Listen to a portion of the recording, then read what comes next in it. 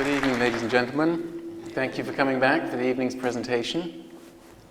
And a special thank you to Hugh for including me in this year's event. It's quite a treat to have an opportunity to address this audience and put some of my work into the context of the previous presentations that we've heard today.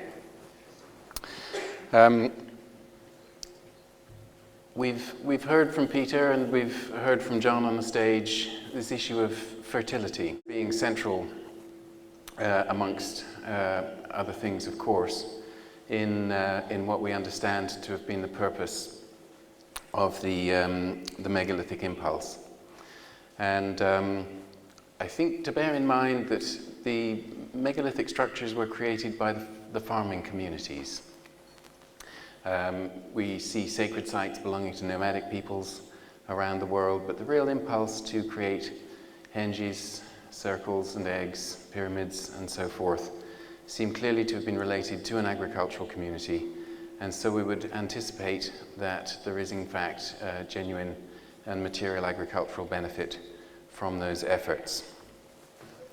In this country we know that we've had 6,500 years of sustainable agriculture, and over the last 100 years perhaps our practices have been in some respects less enlightened, and as our environment changes in the way that it does and we are concerned about food production and about our place in the wider realm of things, I think we're very much looking to sustainable solutions and to look and see how we can continue a sustainable practice over the next 6,500 years. So megaliths and dragons and things for people to eat. Explore this together. So we consider subtle energies in the landscape, and we understand that our megalithic structures have fundamental relationship to those subtle energies, the patterns of underground water, the patterns of lines of ley energy under the other earth grids, condensations in a Schumann resonance and so forth. And so we should say subtle energies are present both within and around us. We are of our planet. We would consider them to be beyond the range of the human five-sense perception, remembering that our senses are very limited in nature. What we see for visible light is a wafer-thin section of the electromagnetic spectrum. What we hear for sound is only a narrow range of vibratory frequencies. And so most of what is around us is in fact imperceptible to us. Perhaps more than 99% of what's around us is imperceptible to us, and yet still it's around us and is operating all of the time beyond our sense perception. And to say that subtle energies affect living systems depending on the quality and character of the energy, whether it's a yin chi or a yang chi, whether it's a long wave or a short wave, and also on the sensitivity of the system. And as we'll see, different plants and animals are sensitive in different ways and have varying preferences depending on the energy concerned. I think it's important that we take our information and guiding principles both from the grand traditions that we've been exploring through the day, but also from contemporary physics in terms of an integrated science, an integrated wisdom of sustainability. We want to take everything we possibly can and try and put it together in sensible ways. We have wonderful and poetic terms for traditional naming of subtle energy. We have the ether and the chi, we have prana, the noom is the life force of the Kalahari bush people, ode and orga, and various categorizations we've had. Tragically, our contemporary physics allows us only electricity, magnetism, gravity, and weak and strong nuclear forces, but we should quickly say that these are contemporary names for the same thing. Our earth energies are telluric currents of electromagnetic nature arising from inside of the earth, and the resonances of the Schumann and other resonances in the cavity surrounding us created by the sun. And so we are studying all the same things, whatever language map we put on it, and we should be careful not to create divisions between areas of study based on language alone. Quick little bit of of physics then behind us, we know that all self-sustaining field forms have a toroidal shape, whether that's a person or a planet or a stalk of wheat, a solar system or a galaxy. And the Earth's magnetic field, the geomagnetic field, has been mentioned several times today, created by the internal magnetism of the Earth coming up from under our feet and surrounding us in the safe and resonant cavity that contains our atmosphere. Identically, our heartbeat creates a magnetic field around us, a cardiomagnetic field, and so in every regard, the subtle energies of a person or of a plant are exactly the same as those of the planet, only different in scale. The Earth's magnetic field comes up below our feet, variably, depending on the geology and whether there's presence of water or minerals in our geological formation below us. And so we have this DC field around us coming up from below, the mother womb, as it were. And then the pater, the father, or the yang energy is coming from the solar wind. As you can see, very irresponsibly, the Creator has put a nuclear reactor next to our planet. And the solar wind beats constantly on the edge of the womb of the geomagnetic field, establishing a wide range of resonances, just as in a drum or in a violin or in a guitar. The primary resonance, the primary resonant frequency is known as the Schumann resonance, 7.83 beats per second, wave per second. Significantly, that is the exact midpoint of the 4 octaves that our brains work over. And so, literally, subtle energy inside of us and outside of us is perfectly balanced and matched. We are of the Earth. Our brain, our consciousness resonances are identical to those filling the atmosphere around us. This is a geomagnetic map of the Earth. We can see yellow is low points, and blue and purple progressively high points, and so we see immediately a great heterogeneity of the expression of magnetism and therefore of bioelectricity and life force around the planet.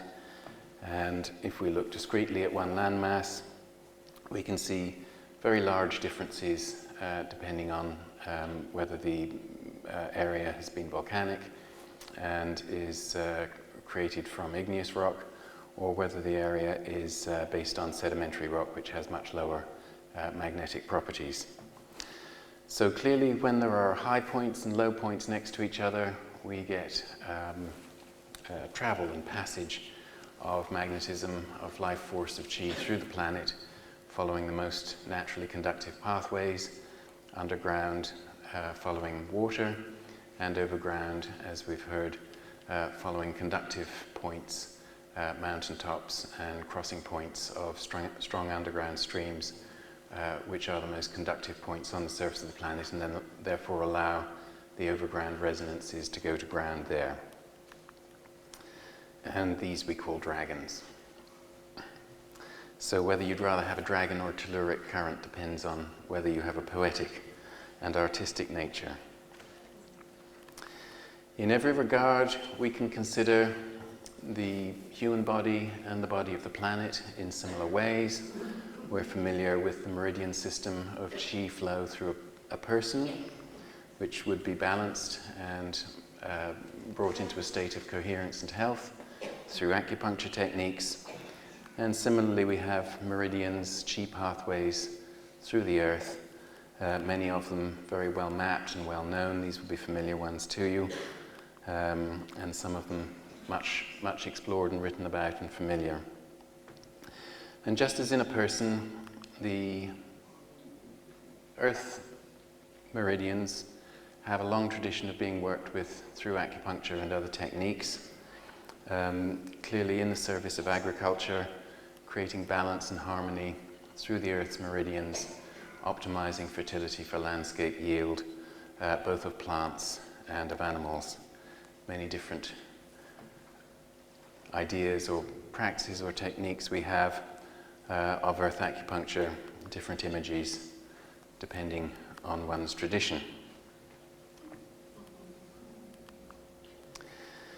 So, when we look in a very practical way at a place and at the subtle energies in it, we find that in a shamanic or a psychic sense, we have an ability to communicate and dialogue both with the physical and the non-physical components of landscape. Our internal resonance is identical to the resonance of plants, is identical to the resonance in the earth, in the atmosphere, and so we have a very direct capacity through thoughts and through emotions and feelings to communicate directly with the intelligence of soil, the intelligence of plants, the intelligence of the companion spirits of plants, the fairy and the elf, and indeed the spirits of weather. So traditional shamanism, I think, has very much been in the service of health, both in the human community, but also in the landscape community. And the communication and dialogue in that regard is critical and central. When we're approaching a landscape, and in the context of the lecture this evening, primarily in an agricultural landscape, our first order of business is to identify patterns of trauma, either trauma created physically from mining, from quarrying, from other significant changes to topography, and also the residual patterns of trauma from human emotion, from human tragedy, whether that's massacre or battlefield, rape or murder or suicide, or natural events that have created widespread human despair, such as tsunami and earthquake. And as I'll illustrate as we go along, a huge amount of life force can be preoccupied and made unavailable to a growing system by being held up in a trauma pattern. The second order of business, after creating a baseline of health and ease through the earth energies and the patterns of consciousness relating, is to create a pattern of current use. And this is very much based on a conversation with the elemental and nature spirits. If we're an elemental spirit looking at a human mind, it's a little bit like being a diver underwater looking up at the shadow of a boat. We see that it's there, but we may not identify its nature and purpose. Is it a warship? Is it a fishing vessel? Is it a lilo? Is it people out for a gin and tonic on the water on a sunny afternoon? Unless we bridge our mind to the level of nature spirit consciousness and clearly communicate our purpose, then they can be disoriented and confused as to what our activities actually are focused upon. It seems very obvious to us what we're doing, but we need to extend our mind and really bridge using our imagination in a creative and shamanic sense to make sure that the nature spirits and elementals are clear about our purpose, because their natural inclination is to support us in what we do. We are part of the planet, we're part of the consciousness here, and the elementals would like to work with us and do so to the extent that they can understand our purpose. So we need to communicate the archetype of agriculture. We need to communicate with them which our preferred plant and animal species are in any given season on any piece of land, so that they can best align the life forces to support those plants and animals, rather than any others we might consider weed species or degrading of our agricultural production. And thirdly, we can use our understandings of subtle energies to bring just exactly the right resonance, exactly the right vibration, exactly the right level of coherence to support any crop or animal, various techniques for optimization of a crop, for greater vitality, less vulnerability to frost, to pest and disease, and to increase then yield and storage capacity of crop after harvest.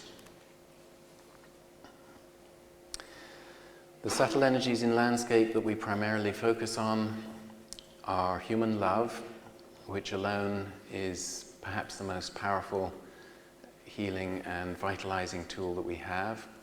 And I'll be mentioning percentages of 20 to 30% a number of times during the lecture. Human love alone seems to get us a 20 to 30% yield increase, simply directed in an appropriate fashion. And our unconditional love is perhaps the most powerful and useful thing that we can apply in our lives, and certainly in our agricultural systems. Carried on the wave of unconditional love, we can add specific intention. This year we're going to use this field for potatoes, or this year for carrots, or this year for grazing animals. So we place specific intention behind our love, again making sure that we can fully bridge to the consciousness that we're working with the intelligences of the growing system, so that they can be aligned to best effect. Sound is a very powerful tool to use in this regard, and Plato told us that the gods are numbers. I had a lovely presentation earlier, I think, on that. And indeed, number expressed in space is measurement, is geometry, is architecture, is physiology. Number expressed in time, the same number patterns, the same number ratios, are music and rhythm and harmony. And a long, long tradition in sacred sites, in pilgrimage, and in the landscape generally, of the human voice and of musical instruments being used to create benefit, to create harmony, to create balance, and to enhance the life forces in those areas. The Schumann resonances are very stimulating to plant growth. The atmospheric resonances created by the sun beating on the edge of the geomagnetic field, and they particularly are stimulating to root growth. And so we want those Schumann resonances to deeply penetrate into soil structure. Biodynamic preparations are of great benefit, as is classical homeopathy and radionics. Other techniques beyond those listed here, but a wide spectrum of techniques and strategies that we can use to really increase the life force to its optimum in any given landscape. So the megalithomaniacs are, of course, excited by sights of these. From a dowsing perspective, we find invariably very strong and powerful patterns of underground water in the center of these sacred sites. Water is the most conductive element in a landscape. And so particularly where we have crossings or vertical patterning, blind springs of underground water, it's here that the Schumann resonances can penetrate into the ground most effectively, and also here that the Earth's natural magnetism can come to the surface most naturally. So from a subtle energetic point of view, these are literally points of marriage between heaven and earth, of the solar influences coming downwards and the earthly influences coming upwards. And by creating a separation of surface magnetism with the henge, and by creating effectively a magnetic lens using highly paramagnetic stones, we can optimize the local geomagnetism in those locations, whether we're looking at a circle or a pyramid or a type B modified flattened egg. We can consider perhaps the geometries of the stone rings much in the way as we consider the geometry in our eyeglasses. Perhaps these indeed are magnetic lenses, creating high levels of coherence and very specific resonance, most advantageous to growing conditions. And we find that the geometries underlying them, of course, are very familiar to us. You mentioned the work of John Burke and Kaj Halberg, incredibly significant book in this regard, Stone of Knowledge, Seed of Plenty, published in 2005. And Burke and Halberg were, as so many of us are, fascinated by what were the megalithic builders up to, what was the point, what was their purpose. and they were very much looking at the agricultural side of this work, and their take, looking at the archaeology and the anthropological record, was that the very first farmers would slash and burn in approach, that they rapidly degraded their soil structure, and a concomitant degradation in bone density and quality of teeth following. When their sacred site appeared, then not only do bones and teeth improve in the archaeological layers, but they also find that suddenly there's a huge amount of trade occurring. And as we know or can consider very easily, the only fundamental economy really on the planet is food. However we give value to food, prosperity of food gives us surplus in our economy, therefore to trade. And so the trading activities following the creation of sacred sites would very much indicate a surplus of food having been created by this. The book is worth a read, whatever one's level of interest. It offers many, many insights.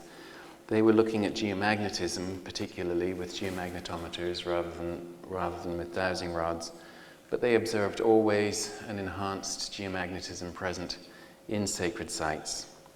And to explore the relationship between that and agricultural production, one experiment that they did was to take a sample of indigenous original South American corn, split it into two samples, and place one half of the sample on a pyramid for 24 hours before germinating both samples in identical control conditions. The germination rate of the corn that had spent time on the pyramid was above 80%, compared to approximately 25% in the non-pyramid exposed corn, and the growth rate of the corn that had been exposed to the resonances and magnetic enhancement on the pyramid had a very even growth rate, which allowed exceptionally good cross-pollination of the growing plants, whereas the unexposed corn had a very random and unequal growth rate and therefore very poor cross-pollination characteristics. As you can see from the slide here, the net yield increase from parking their seeds on a pyramid overnight was 300%. Clearly this is an extraordinary enhancement and of great value to an agricultural community without the benefit of supermarkets that you can pop down to if you have a crop failure. I was greatly impressed by this and had an opportunity to work with a farmer in Vermont where we created a microstone circle. We dowsed the most conducive location for his primary greenhouse, a crossing of ley energy with underground water, creating an enhanced nodal point, and numerous benefits arising from that, but the most measurable was in a trial done by the University of Vermont looking at rice production. And they had 5 trial sites at different locations around the state, and 4 trial sites averaged a 25% germination rate. And John, on his farm in Vermont, germinated his rice inside of his stone circle and got a 100% germination rate. And so there, a 400% yield increase for the sake of filling 6 one-gallon glass jars with vermiculite, which is highly paramagnetic, and placing those in a circular array around the eye of his dragon and underneath his greenhouse, where he then did all of his germination. This is a basalt stone circle that I surveyed for a farm in Queensland last year, and is an optimization on already 5 years of work on that farm, where, as with the previous slide, we cleared the landscape of trauma patterns, made sure that the farm had a fully cognizant identity of itself as a farm, clear about what the strategy and the farming techniques were, and every year we do something more. I should say, in terms of observable increase on this farm, they just carried twice as many cattle through a prolonged drought period as they'd ever managed previously to carry when they had full grass production. And this is something that is very, very fascinating, because it does seem that more than the vegetative component, more than the carbohydrate or protein component, the life energy in the grass, in the pasture, is extremely enhanced. And so more livestock per acre can be carried on the same forage, because they're more stimulated and vitalized by the crops that they're eating.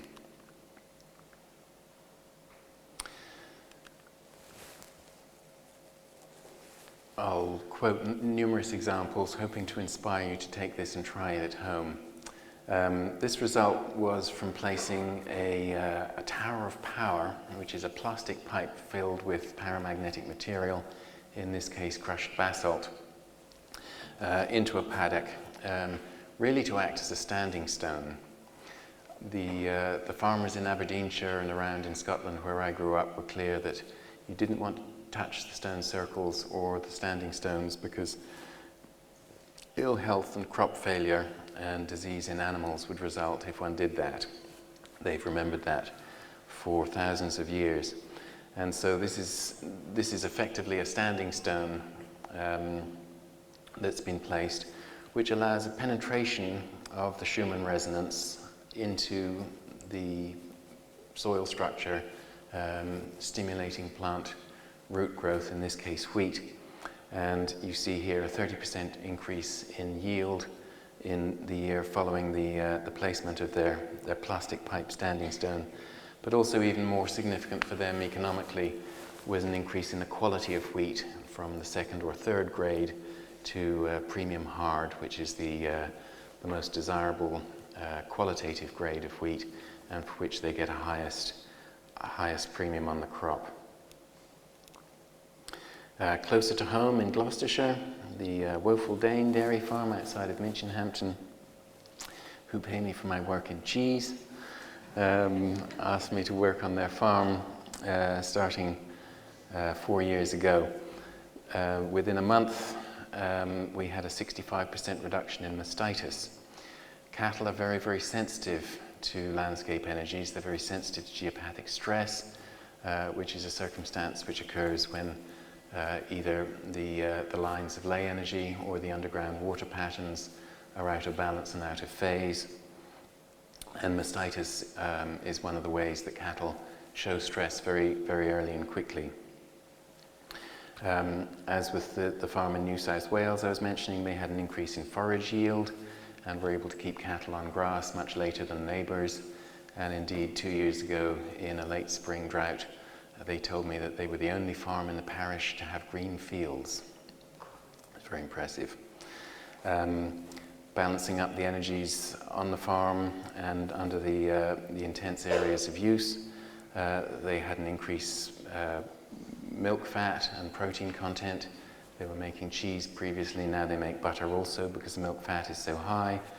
A reduction in calf mortality, and also a very fascinating result whereby a previously indigestible field of alfalfa, which they'd left until the last green graze before switching on to dry feed for the winter, was made digestible through a negotiation between the spirit of the plants, the spirit of the field, and the spirit of the cattle themselves. Just dotting backwards and forwards here to spread our ideas out. The healing of hurts in the landscape, the removal of residual stress patterns. This is my best result, and the one that most astonished me from doing that. This was a farm also in New South Wales, where there'd been a very unpleasant massacre of indigenous people, and still, if you looked through psychic eyes, a very heavy grey mist of trauma pattern there. They asked me to work on the farm, and the primary work that I did was simply that process of healing the pattern of residues left. 2 weeks after my work, they planted sorghum, which is an arid-tolerant grain. And as you can see from the slide here, these numbers compute to a 44.5% yield increase above their best ever before. And also that season, they were only one of 10 local area farms served by the same agronomist not to have to spray pesticides to the predatory grub, a Heliothis grub, because there were so many natural predators, wasps and spiders in the crop, that no pesticide was required. And so that gives us an insight into how much of the landscape energy can be held back by patterns of incoherence and stress, and also if the crop is perfectly balanced in relationship to the land, then the plants are healthy to the degree that the pest issues greatly reduce. Now, how many of you are familiar with the practice of crocodile farming? The most exciting aspect of farming crocodiles is gathering the eggs. Crocodiles lay their eggs in earthen mounds on the edge of the water which they inhabit, and then they patrol to see that no bad thing happens to their eggs before hatching. And so harvesting the eggs looks like arriving in a helicopter to a crocodile-infested river, tossing a coin, and whoever loses the toss gets the egg basket, and whoever won the toss gets to sit with a rifle, waiting to make sure that the eggs can safely be harvested. For this reason, the eggs indeed have great value and are very precious to the farmers. This is an example of the use of sound. And as I say, sound and Gregorian chant, the use of harp, the use of enchantment, the enchantment of the landscape, truly does have extraordinary effect on the growing energies and the life force. And so the farm manager in this case took an iPod and speakers and started playing recordings of Tibetan gongs and bowls to his crocodile eggs. This resulted in an increase of hatching rate from 70% to 87%, which, as you can see from the slide here, had an economic benefit to them of $1.7 million per year. Very extraordinary result, but other research has shown similar effects on plant growth and on the milk yield of cattle by playing music that they prefer that's harmonious to them. So we're constantly giving off resonance ourselves, and every thought and every feeling has a particular waveform. Chris was mentioning a golden ratio here, and the golden ratio is the defining ratio in the wave of unconditional love, and it does indeed stimulate life force and create great coherence. One of the ways that we can see this is in the patterns created in the crystalline structure of water, and I'm sure most or perhaps all of you are familiar with the work of Dr. Emoto. Incredibly exciting work where we can actually get a visual on the effect that our thoughts and feelings have on the elements, the elemental conscious around us. So here, the photo on the left is of an ice crystal frozen from severely polluted water. The photo on the right is the same water, refrozen after having been blessed. Which would you rather drink? Which would you put on your plants? And you can at home do a lovely experiment, simply germinating seeds, sprouting seeds on the kitchen table, 2 trays, bless the water that you water one tray with, and let the other water simply be as it comes out of the tap. And you should get a 20 to 30% yield increase over a period of 10 to 14 days. Once you've done the experiment once, you can have ruthless competition within the family to see who's best at blessing. And we can see here gratitude creates coherence, hatred creates incoherence. Apparently heavy metal music doesn't work very well. I have no comment about that. But we're seeing patterns of coherence emerging in water. And we have a long, long tradition of blessing our sources of water. Not only does this increase the vitality of the water, but also the water itself responds to us. And I've, on 3 occasions personally, been present to blessing and singing to springs that had gone dry in a drought, which then, without rain events, filled with water once again. So water responds very directly to us, not only carrying our intentions, but also in responding directly to them. A lovely story that I can share with you, again this one from New South Wales, was the blessing of the farm borehole. And we did a before and after taste test, and thought that it tasted significantly less disgusting after blessing than it did so before. And on this particular farm they have 120 paddocks, and they move the sheep every single day and rest their paddocks for 3 to 4 months before returning. And half of their paddocks had shallow ponds as water sources, and half of them had troughs, which were fed from the borehole. Matt, who farms there, said the sheep had always shown a slight preference on trough water over pond water, you imagine, because it was slightly fresher. But after we'd blessed this water, he saw behaviour that he'd never seen before in his sheep, which was that when he opened the gate to let them out of a pond field and into a trough field, they would gallop up to 1.2 kilometres straight to the trough. This has now become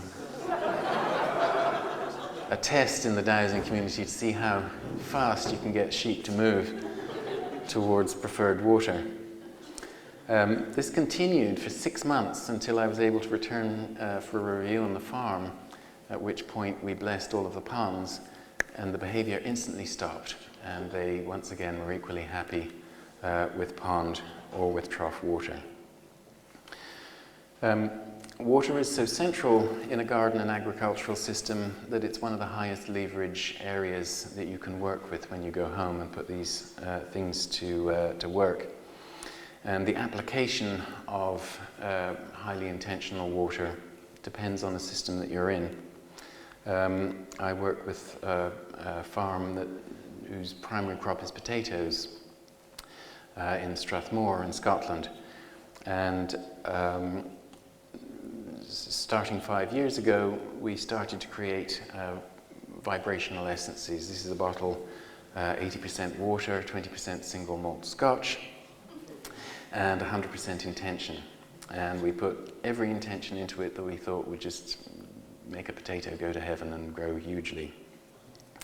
This was applied at the rate of 3 drops per 100 litres of water and sprayed at the point of planting. It did create some harvest and distribution problems for them. But this is a graph of the yield differential, and here we have their untreated areas. This was a second product that they were experimenting with that didn't do quite so well, and this is us here with our potato love in a bottle, and you can see this is just the top end of the graph. We're already at 18 acres. 18 tonnes per acre here, but you can see a yield increase of from 23 tonnes per acre to 27 tonnes per acre, 6 tonnes per acre, simply from the application of love in a bottle.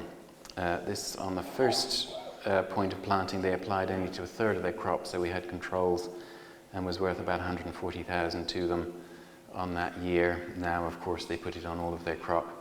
And so the benefit is between 250,000 to 300,000 pounds per year for the sake of a non-toxic homeopathic remedy. Their agronomists put our love in a bottle into a field trial, national trial, potatoes in practice, and they found that by putting this on and comparing it with the available chemistry in commercial use at the time, that we came out with highest gross yield of tubers, and also the highest yield of 45 to 80 millimeter tubers, which is what you pay most for in the shops. And so under controlled conditions, compared with chemical agronomy, we saw that subtle energy techniques actually are more effective in creating yield as well as in creating health in the crops. Now, many of you will be familiar with the issue of geopathic stress, which is grumpy dragon syndrome. If you're sleeping or living over grumpy dragons, then we tend to get sick in different ways. WHO claims that 30% of our buildings are sick buildings, and in many situations, geopathic stress is responsible for this. We understand that this is coming up incoherent patterns of magnetism through the underground water, incoherent patterns in the overground lines of energy, and various troubles arising. Again, under test circumstances at the University of Vienna in the 1980s, it was found that over 20 physiological parameters measured out of 23 were significantly changed after only 10 minutes exposure to unbalanced underground water, with the greatest single effect being a 25% reduction in serotonin, which profoundly affects our mood, inclines us towards depression, and greatly disturbs our body's biological timekeeping. In domestic practice, you get a dowser in to identify the geopathic stress, find where it's running under the house, trace the source along with your accompanying orb, guiding lights, and find the ideal location to apply an acupuncture technique. So we're very familiar with this in terms of human health, but again, we can extend this into our understanding of agriculture. Our plants and animals are sensitive to this, and this lady actually did a PhD studying geopathic stress in dairy cows and found a number of similar profile patterns to that in people.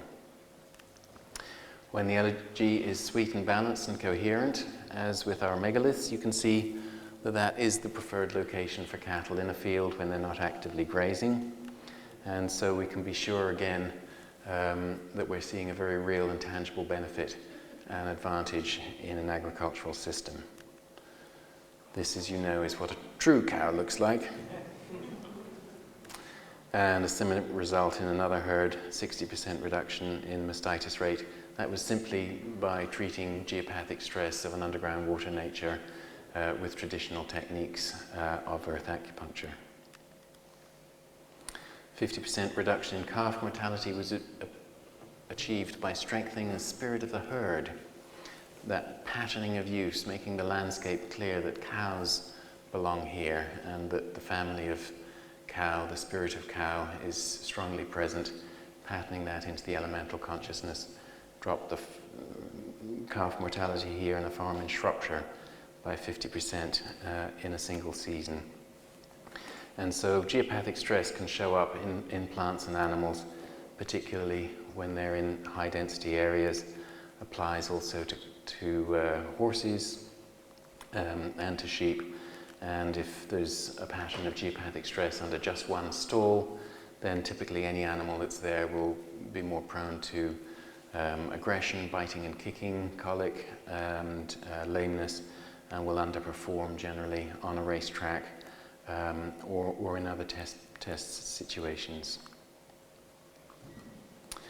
Looking at plants, Havelock Fiddler in the 1960s and 70s explored the effects of lay energy on plants, found that many of them didn't like it very well, and he found a 30% decrease in dry weight of germinated seeds over 10 days with a straight line graph showing the strength of the lay energy compared to the yield achieved.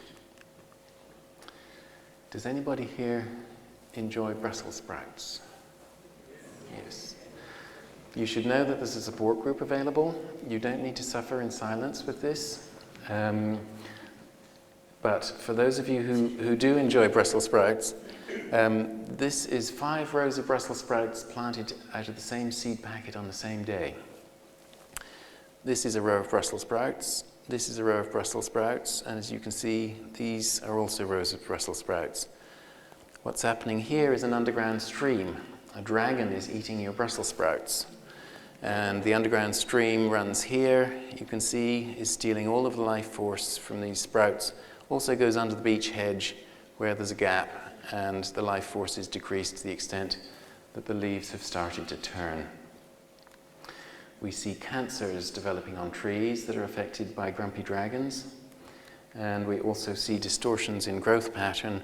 This is a huge underground river that this chestnut tree is standing on.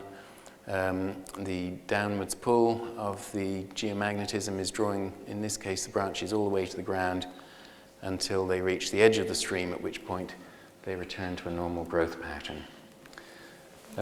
Different plants are differently sensitive to these. The fruiting trees are most sensitive to underground streams, whereas oak and other species are very tolerant of it. So each species has its own preference, and so when one's balancing through acupuncture and through shamanic dialogue, one wants, therefore, to be very clear about which plant species, which animal species is going to be hosted on the land at that time so that the balance can be perfectly achieved. Vegetables, similarly, the ones we grow in our garden, some are very tolerant to earth energies, beans and tomatoes, for example, whereas Brussels sprouts, as we saw, and lentils, peas, cucumber and others really don't like to grow on those. So if you're working small scale, you can simply plant to the pattern of underground energies and overground energies. If you're working on large scale, it's often easier to pattern a whole field to the benefit of a particular crop. Working with psychic boundaries of the kind that would be around a stone circle, placing those on growing areas has been shown to increase soil temperature by sometimes up to 6 degrees centigrade and accelerate a crop to harvest by as much as 6 weeks. One of my colleagues, Faye Palmer, growing forage for racehorses, working in a Neolithic fashion on her farm, was able to get her grass to growing temperature a full 8 weeks before her neighbours on each side of the fence. And this is back to my little stone circle that got our 100% rice germination. Tomatoes germinated in that stone circle were the only tomatoes in the area found to be resistant to blight 2 seasons in a row. And on yield increases variously on wheat and other crops. Now, this is a contemporary stone circle, I beg your pardon, a contemporary standing stone. It is actually a column of crushed basalt contained within a plastic pipe that's then contained within these clay pipes. This was placed to enhance growth in a small kitchen garden here, but was next to a paddock grazed by cattle. And the farmer in question was curious to see how far the effect of this would go and measured it with his dowsing rods about 450 yards.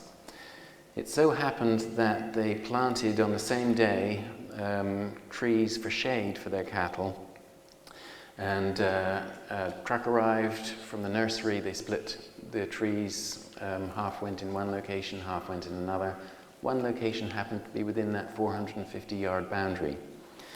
These trees were outside of the boundary. The standing stone plastic pipe is over here, and these trees were inside of the boundary. So that's what a standing stone, either a traditional one or a plastic pipe, can do to enhance tree growth. Very impressive.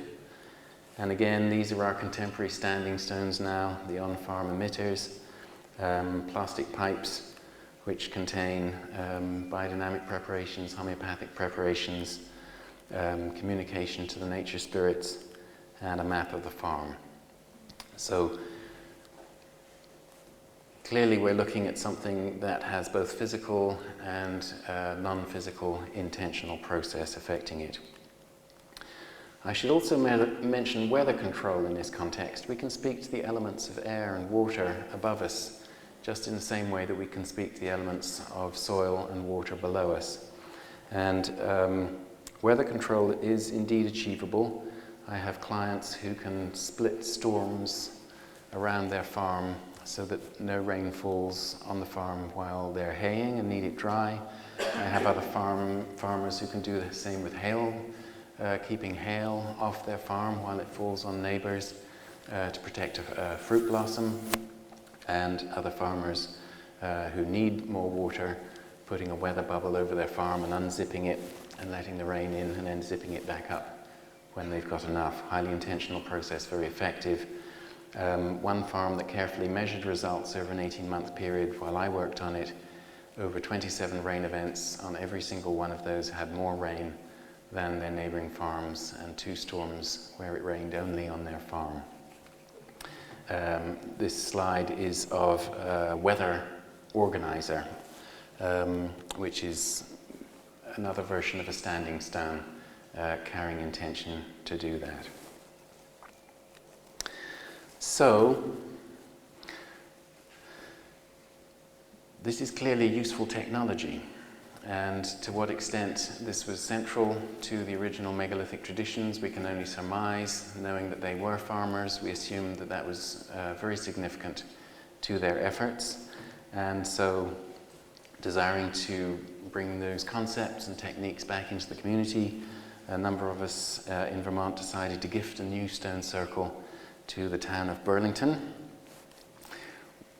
We weren't allowed to use the word sacred because we had to get consensus from the city arts and the city council and various groups. So we named it the Burlington Earth Clock and gave it to them as an educational arts installation. This is what it looked like when it started, and then we added some of these and demonstrated how the sun would set over the Adirondacks on the other side of Lake Champlain. Non-profit organizations, as you know, are always plagued by underfunding, and so we found it useful to use child labor to the extent that we possibly could. And I think a number of you will know Ivan Macbeth, who is a good friend of mine and lives in Vermont, close to where I do. He helped very much in the project. Here's Ivan picking out the best stones. We were gifted stones from our local quarry. And then when the park closed for the winter, we went ahead with our surveying and sloshed around in the mud.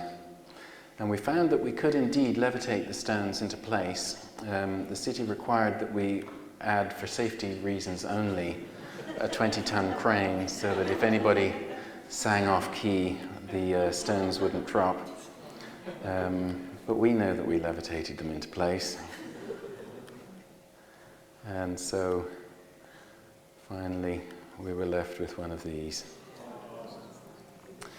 So this was embraced by the city and is on public space, and so is available for ritual and ceremonial practices, for yoga, for kirtan, for weddings, for celebrations of all kinds, as well as a place that you can bring your seeds and bless them in that location, whether on the day or leave them overnight before taking them home and planting them up into your garden.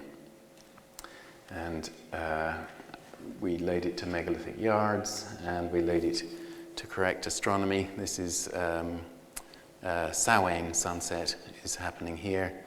As you can see, we got the most fabulous location, so it's a natural draw. And in the middle we put an analemic sundial, where if you stand here, your shadow casts the time of day. And so it is indeed an interactive location to witness sunrise and sunset as well as time of day, and to make any other statement that we felt was necessary for location. So, earth acupuncture techniques, fairy whispering, creative use of megalithic structures, makes the dragons happy and allows the best coherence of our intention out into the landscape, keeps the fairies happy, and it's 8:30 and I hope that keeps you happy. That's the end of my slides.